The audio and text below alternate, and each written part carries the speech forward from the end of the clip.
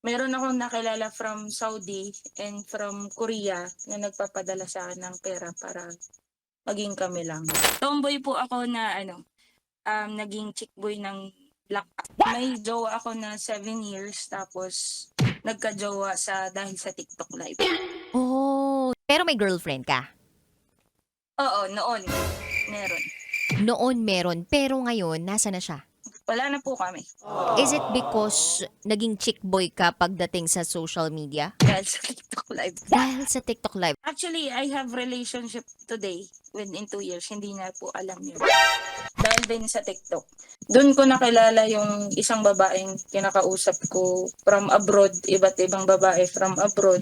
Hanggang nahuli ako ng partner ko doon sa live. Pero ako po kasi yung nag-give up sa kanya na fall out of love. Parang nag-entertain kasi siya ng ibang tao.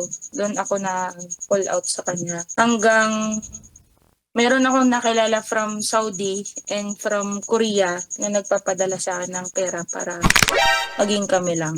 So magkano, Yun yung, magkano itong pinag-uusapan nating pera? Nasa hundreds na rin siguro.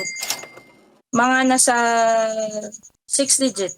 I think magpapalit na rin ako ng Sarap manood ng radyo, no? Ginawa mo na talagang bisyo ang panonood sa amin, no? Umabot ka na rito eh. Kaya kung gusto mong tuloy-tuloy pa ang tawanan, Iyakan at kiligan, aba, i-like mo na ang video na ito. At mag-comment ka na rin, kabisyo. I-hit mo na rin ang notification bell para updated ka sa mga kaganapan namin dito sa Love Radio. kailangan pa bang i-memorize yan? Basic.